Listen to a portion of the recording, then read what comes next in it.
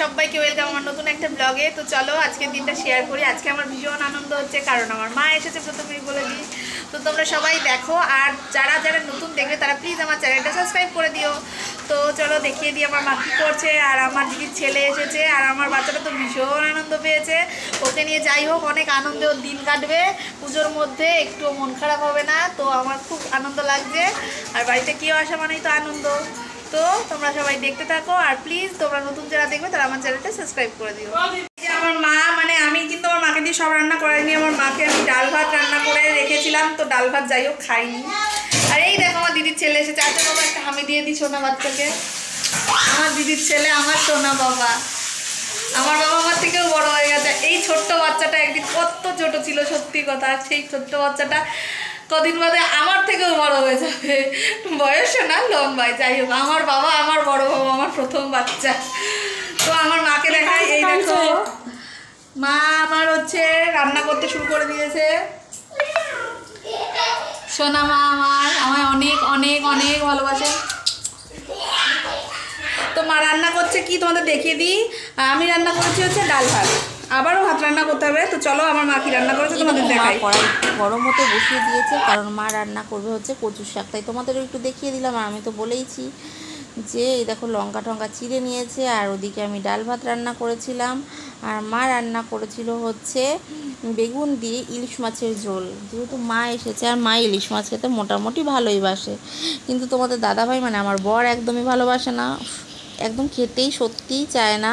কিন্তু জোর করে ওই এক পিস ভাজা মাছ আমি খাওয়াই। সেটা আমি বিয়ের পর থেকে কন্টিনিউ করেই যাচ্ছি। আগে হয়তো অত জোর করতেও না কখনো কেউ, অ্যাকচুয়ালি বউ না থাকলে যা হয় এটা কিন্তু সবার ক্ষেত্রেই ঘটে। মা হয়তো এক দুবার বলে, বাস না খেলেও কোনো ব্যাপার না, কিন্তু বউ হয়তো অনেক কিছুই বদলে দিতে পারে। তাই হোক, এখন এক পিস করে জোর করে বিয়ের পর থেকে ভাজা খাওয়ানোর চেষ্টা করছি। তো আর একবার দেখিয়ে দিলাম কি সুন্দর হয়েছিল তরকারিটা, অপূর্ব হয়েছিল। আর এই যে আমার মা কড়াইতে তেল দিচ্ছিল। মা কিন্তু আবার অনেক তেল মশলা দিয়ে রান্না করতে ভালোবাসে। আমি আবার সত্যি কথা একটু কম মশলা দিই। তেলটা যদিও চাই কম পড়ুক, কিন্তু তাও বেশি পড়ে যায়। তো সেটাই আর কি। আর এই কচুর শাকটা না আমার কেনা কচুর শাক নয়। আমার বাবা এসেছিল, যেহেতু আমার মা গেছিলো দিদি বাড়িতে, আর সেই সময় বাবা আমাদের বাড়িতে খেতে আসতো, কারণ আমাদের বাবার বাড়ি আর আমার শ্বশুরবাড়ি কাছাকাছি। বাবা রান্না করে খাবে, তাই আমি বাবাকে বলতাম বাবা আমাদের বাড়ি থেকে খেয়ে যাবা। তো বাবা দেখছি হঠাৎ করে কচুর শাক নিয়ে এসেছে। আমি কিন্তু বাবাকে একবারও বলিনি বাবা কচুর শাক এনো বা কিছু সামথিং, কারণ এই সব জিনিসের প্রতি অত ইন্টারেস্ট আমার নেই। ভালো লাগে কিন্তু খুব ইন্টারেস্ট নেই। তো এই দেখো মা তেলের মধ্যে ফোড়ন দিয়ে দিয়েছে 5 ফোড়ন, শুকনো লঙ্কা আর কাঁচা লঙ্কা। আর কচুটাকে মা সেদ্ধ করার পরে এত পরিমাণ চিপে নিচ্ছে একটাই কারণে, যাতে একটু জল না থাকে আর ল্যাল ল্যাল না করে, ল্যাদ ব্যাদ না করে।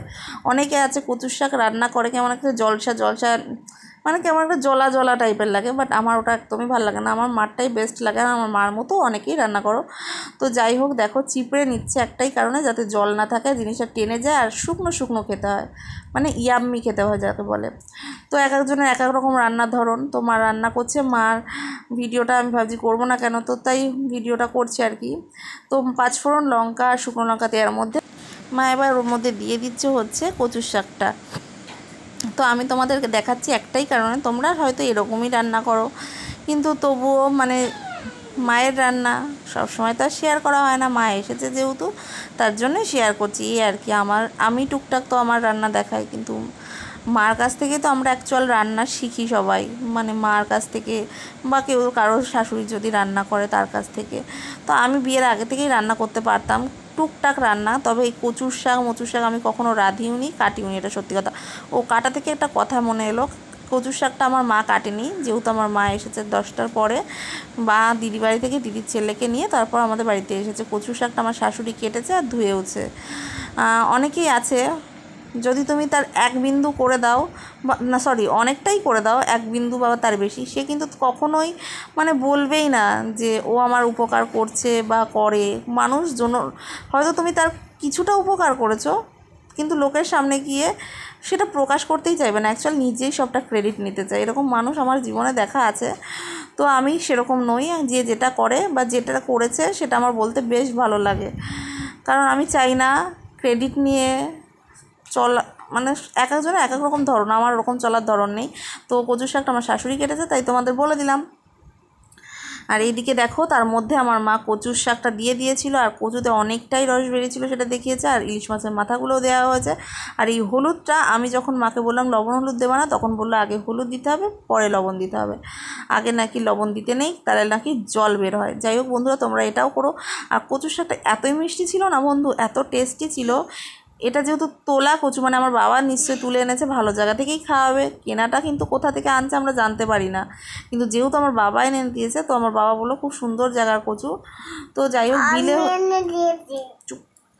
বিলে হয়েছে, তাই চিনি দিয়েও ছিল না মা, আর এত টেস্টি হয়েছিল কচুর শাকটা বন্ধুরা, তোমাদের জাস্ট বোঝাতে পারবো না। দেখো এখন রান্না সবে শুরু হয়েছিল, তখনই দেখো জল ছিলই না খুব একটা, মানে একমাত্র এটা হয়েছে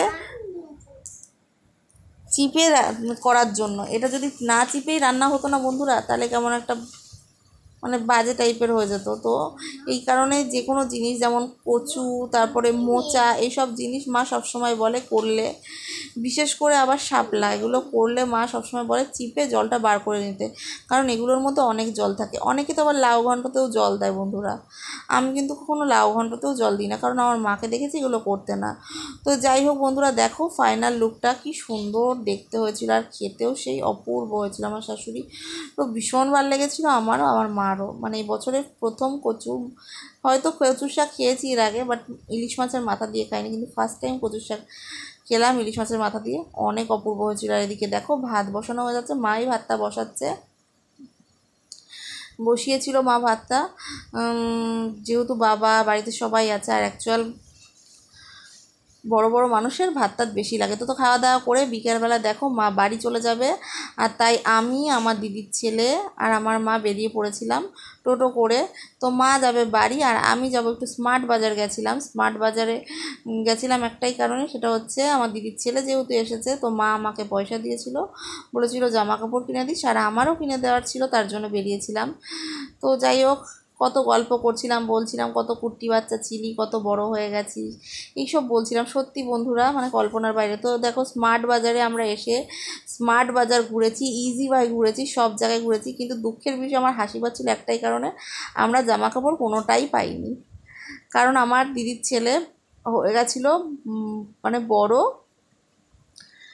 বড় হয়ে গেছিলো দেখতে, কিন্তু বাচ্চাদের বয়স। তো যাই হোক, জামা কাপড় পাইনি, লাস্টে ভিমার্ট থেকে জামা কাপড় কিনেছি।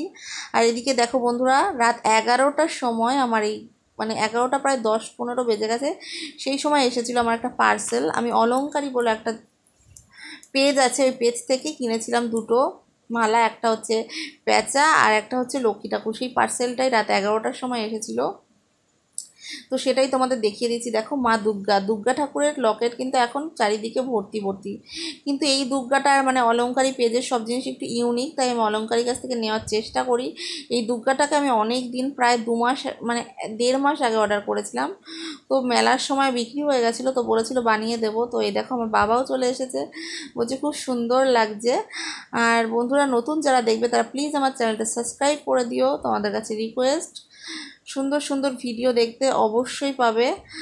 তো যাই হোক, কিছু বলার নেই, তোমরা শুধু পাশে থেকো, সাথে থেকো। তোমরা সাথে থাকলে হয়তো তোমাদের ভালোবাসায় আমি অনেক দূর এগিয়ে যেতে পারবো, আর সত্যি ভালোবাসা দিলে হয়তো ভালোবাসা পাওয়া যায়। আর এই দেখো একটা প্যাঁচার মালাটাও খুবই অপূর্ব ছিল, খুবই ইউনিক কালেকশান। তোমরা নিলে অলংকারী পেজ ফেসবুকে সার্চ করলে পেয়ে যাবে।